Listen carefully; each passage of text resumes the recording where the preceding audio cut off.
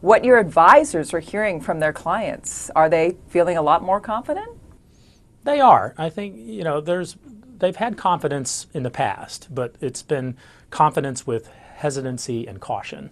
And if you think about the last several years, there's always been some reason why you would wait. It could be the flash crash, it could be Europe, it could be the fiscal cliff. There's a number of things that have come into play. But over the most recent time period, there is recognition that the economy is doing better, jobs are starting to happen, and re-engagement at the advisor and end investor level is coming back, and it's been coming back in a fairly healthy way.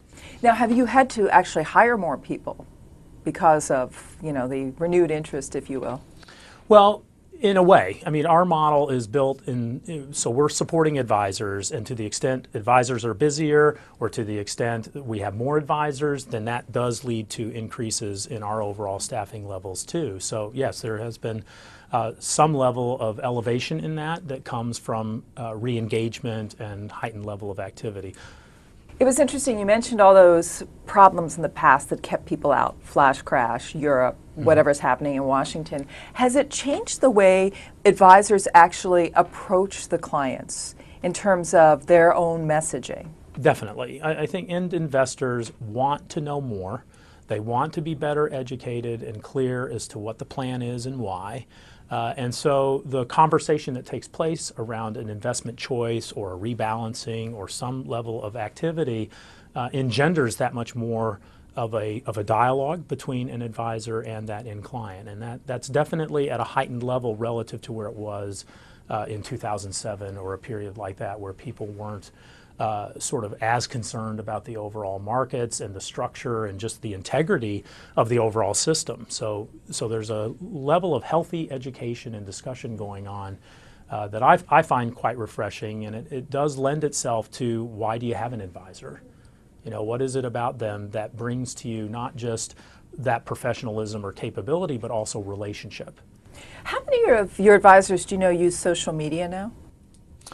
Well, the vast majority of them have some either direct access or linkage to social media, and there's an ever-increasing number of them that are choosing to utilize LinkedIn, Twitter, Facebook for, not only just the rapport that they have with their clients, but also lead generation and, sort of the dialogue. Again, the sort of what is it that is distinctive about them. The watch out in all that, of course, is that it's an increasingly noisy world.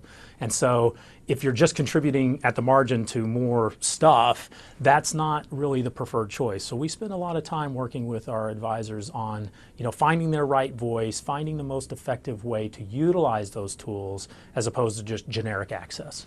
And what sort of growth have you seen with your AUM since we've actually had this return of stock market advance? Have you seen a noticeable difference this year? Oh yes, overall asset levels are up in a very healthy fashion, and our asset levels are growing even in excess of just that would happen by virtue of the market going up. So we're continuing to pick up market share, and we're doing that on a continuously higher base, which is good to see. And how about cost management these days? Because costs continue to go up. Compliance alone is an issue.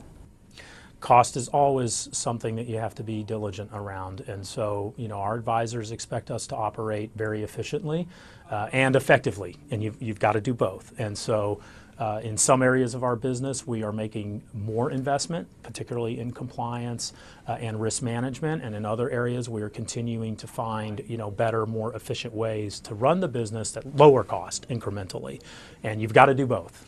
And is the investment in people or technology, or both? It's both, yes.